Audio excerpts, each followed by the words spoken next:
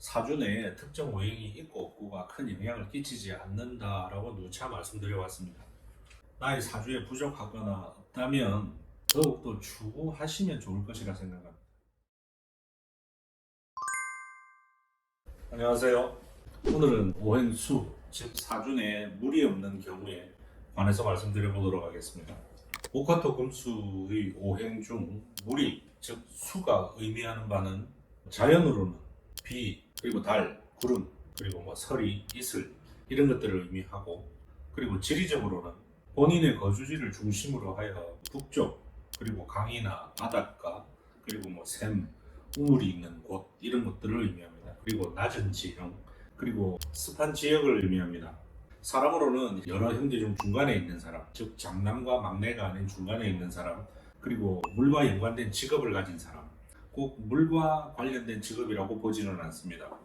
예를 들어 수의 가장 특징은 가만히 고여 있지 않고 끊임없이 흐르는 것이죠. 물류나 무역이나 유통업 이런 직업도 물의 직업에 해당이 된다고 저는 그렇게 생각합니다. 그리고 사람의 성격으로는 외유내강 스타일, 물이 약한 듯 보이지만 진실로 강한 것이 물이기도 하죠. 그리고 실속과 실리를 중요하게 생각하는 사람을 의미합니다. 그리고 사람의 신체로는 귀를 의미하고, 장기로는 콩팥, 즉 신장, 인간의 대소변, 그리고 피를 걸러주는 역할을 하는 기관, 그리고 실제로 사람의 혈관과 혈액 등을 오행수의 기관으로 봅니다. 시기는 겨울이고 양력으로는 주로 11월, 12월, 1월을 의미합니다.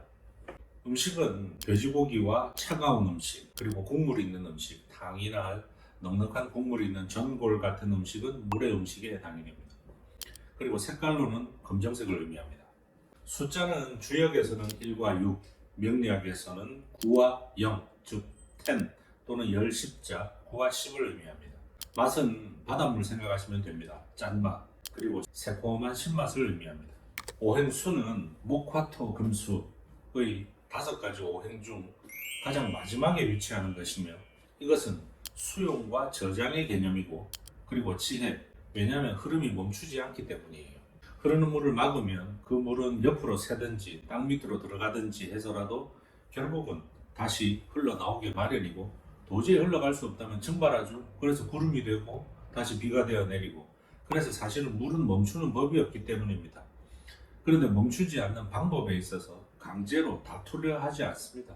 그래서 지혜롭습니다. 그리고 통찰, 그리고 유연함, 물은 담는 그릇에 따라서 모양이 얼마든지 바뀌죠. 그리고 적응력이 뛰어나, 그리고 이것이 주변에 잘 맞춰주는 듯 보이기는 합니다만 결코 자기 스스로의 본질은 잃어버리지 않죠. 그래서 실제로는 강인함을 의미합니다. 그래서 제가 아까 앞전에 외유내강을 의미한다라고 말씀드렸습니다. 명리학에서는 천간으로는 임과 개가 오행수가 해당이 되고, 지지로는 자와 해가 수입니다. 그리고 주역에서는 우리 태극기의 건곤 감리할 때 감이 물을 의미합니다. 양의 임수는 큰 물, 즉 큰 강이나 바다나 호수, 연못 같은 것을 의미할 수 있고, 이것은 스케일이 크고 자기 스스로도 충분히 유지할 수 있어서 독립성, 그리고 창의성, 그리고 창조성 등을 의미합니다. 음의 개수는 작은 물, 즉 시냇물, 우물, 샘물 이런 것들에 비유할 수 있겠고, 그리고 현실적이고 섬세합니다. 그리고 실천력이 뛰어나고, 왜냐하면 실제로 쓰기는 더 좋거든요, 이런 물이. 그리고 주의와 조화되는 힘이 강합니다. 이상 간략하게 수의 특징에 대해서 말씀드리고, 각 계절별 오행수가 내 사주에 없는 경우에 어찌하면 좋은가에 대해서 말씀드려 보도록 하겠습니다. 봄사주, 즉 주로 양력 2, 3, 4월에 출생한 사주에 오행수, 즉 물이 없다면, 봄 하면 떠오르는 것이 전통적으로 농사를 짓기 시작한다는 의미가 있죠. 봄은 목의 기운이 가장 왕성한 시기입니다. 싹을 틔우고 바야흐로 성장을 시작하는 시기입니다. 그런데 이때 반드시 필요한 것이 물이죠. 그래서 이 물이 없다라고 하는 건 좀 크게 염려되는 부분이 있기는 합니다. 마치 씨 뿌리고 농사를 지어야 되는데 모든 것이 준비가 되는데 물이 없다면 이 농사는 아주 허무하게 될 확률이 높기 때문입니다. 그런데 양력 4월에서 5월 5일 어린이날 요 정도 사이에 태어난 분은 출생 사주에 물이 보이지 않는다 하더라도 진월에 해당하므로 이 사주는 숨은 물은 있기는 마련입니다. 그러나 봄 출생이다 보니 많은 물을 필요로 하는 시기인데 아마 물이 부족하기는 할 것입니다. 봄출생 사주에 물이 없다면 북향집, 제가 아까 물은 북쪽을 의미한다 이런 말씀을 드렸죠. 그리고 낮은 지형을 의미한다고 했으니 아파트에서도 조금 북향집의 낮은 층의 아파트를 사시는 것도 저는 나쁘지 않다 이렇게 생각합니다. 그리고 물가에 사시거나 그리고 내 집에서 봤을 때 물이 보이는 곳, 아니면 내가 사는 지역명에 예를 들면 물숫자, 물을 뜻하는 글자가 들어있는 지역에 사시는 걸 권합니다. 그리고 너무 주변을 의식하지 마시고 본인의 정직한 이익 실현에 주저 마시기 바랍니다. 그리고 그 외에 내가 있는 곳에 물과 연관된 그림이나 사진이 기분에 따라서 두어 보시다가 실증나시면 바꿔두시는 그런 풍수를 쓰시는 것도 방법이라고 생각합니다. 물론 나무를 키우시는 것도 좋겠지만 이런 분들한테는 좀 조심스럽지만 작은 항아리, 금붕 한 마리 키워보는 취미도 나쁘지 않다 이렇게 생각합니다. 그 다음 여름, 양력 5월, 6월, 7월을 의미하고 이 출생 사주에 오행수, 즉 물이 없다면 여름은 불의 기운이 가장 강한 계절입니다. 마치 뜨거운 여름에 에어컨이 없는 것과 비슷하다고 비유할 수 있겠습니다. 덥고 뜨거우니 식혀줘야 마땅할 것인데, 그래서 이런 경우에는 좀 차가운 것 추구하시기 바랍니다. 제가 보통 아이스 아메리카노 드시지 마시라고 말씀드리는 경우가 많은데, 이런 분들은 물론 자기 체질에 맞다는 전제 하에서 아이스 아메리카노, 시원한 냉면, 계절에 따라 상관없이 차가운 음식 즐기시기 권합니다. 수영이나 수상 스포츠, 그리고 동계 스포츠 같은 걸 취미 붙여보시기 권하고, 그리고 물은 계속 움직이는 특징이 있으므로 강 따라, 해안 따라 돌아다니시는 드라이빙을 하시거나 아니면 자전거 같은 거 타시는 것. 왜냐하면 우리 일상생활에 쓰는 물건 중에 동그란 바퀴 있지 않습니까? 바퀴가 오행수에 해당하는 물건입니다. 즉 굴러다니고 돌아다니고 물의 특징을 그대로 반영한 물건이거든요. 그래서 바퀴 잘 쓰시면 좋을 것 같습니다. 그리고 특히 여름 출생 사주에 있어서는 검정색이나 신맛, 즉 냉면이나 밀면, 저는 부산 사람이니까 밀면 좋아하는데요. 좀 더 남들보다 새콤하게 식초 좀 더 많이 넣어서 드셔보시면 좋을 것입니다. 그리고 특히 여름 사주에 물이 없다 하면 이런 경우에는 내 이름에 반드시 물숫자와 연관된 이름을 가지시기를 권해봅니다. 물숫자가 들어가는 한자 이름은 삼수변 또는 이수변, 길영자 같은 경우는 그 글자 자체가 물숫자죠. 그리고 한자 부수로는 입구자, 그리고 달월자. 달월자의 대표적인 게 우리가 있을유자를 쓰는데, 있을유자는 수에 해당하는 글자고, 저녁 석자, 마늘 다자를 이름에 쓰시는데 그 글자는 수에 해당하는 글자입니다.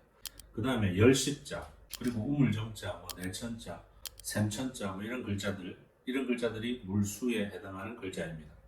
뜨거운 여름 사주에 분명히 식혀줘야 하고 또 물이 가장 필요로 하는 시기이기도 하니 당연히 물도 꼭 챙겨서 많이 드시기 바랍니다. 가을, 양력 8월, 9월, 10월을 의미하고 이 시기 출생 사주에 오행수가 없다면 가을은 금이 왕성한 계절이고 가장 질이 좋은 계절입니다. 마치 수확할 도구 연장을 숫돌에 갈아야 하는데 물이 없는 것과 비슷해요. 그러니까 물이 있어야 그 날을 더 예쁘게 잘 세울 수 있겠죠. 그런데 양력 8월 사주에 수가 보이지 않는다 하더라도 제가 아까 말씀드린 양력 4월 출생 사주와 비슷합니다. 이 사주는 숨은 물이 있기는 합니다. 그리고 흔히 수확의 계절이므로 오히려 너무 많은 물이 염려스럽다라고 생각합니다. 가을 사주에 물이 너무 많으면 결국은 질척거리게 되고 열매와 꽃은 오히려 더 예쁘고 튼튼한 열매를 맺기가 어려울 수도 있다라는 생각이 있습니다. 그리고 숫돌에 연장을 잘 갈아야 수확하기 수월할 것이고, 그리고 보석, 보배도 물이 있어야 더 매끈하게 가공할 수 있을 것입니다. 그리고 흙먼지를 뒤집어 쓴 보석이 있다면 물로 씻어줘야 그 보석이 광채를 발휘할 것입니다. 남성분이라면 검정색 좀 즐기시기를 바라고, 여성분이라면 검정색도 물론 좋습니다만 진주라든지 산호라든지 예를 들면 물에서 나오는 보석 같은 거 몸에 하나 부적 삼아서 지니시면 좋으리라 생각합니다. 겨울, 즉 양력 11월, 12월, 1월을 의미하고 이 시기 출생한 사주에 물이 없다, 수가 없다 하면 사실은 저는 겨울 출생 사주에 물이 없다 해서 큰 고민은 없다라고 생각하는 게 제 개인적인 견해입니다. 겨울은 수의 기운이 이미 강한 계절입니다. 그래서 사실은 겨울 사주에 물이 없을 수가 없습니다. 물은 항상 거의 있게 마련입니다. 그런데 겨울 사주에는 물이 없는 것보다 오히려 많은 것을 염려해야 되는 시기입니다. 겨울과 물, 뭐가 떠오르십니까? 눈과 얼음이죠. 그래서 세상이 꽁꽁 얼어버릴 수 있으니 많은 것을 염려해야 되지 없는 것은 걱정 안 하셔도 된다입니다. 차라리 이 시기에는 차갑고 얼어붙는 것을 경계하는 것이 나으실 것입니다. 사주 내에 특정 오행이 있고 없고가 큰 영향을 끼치지 않는다라고 누차 말씀드려왔습니다.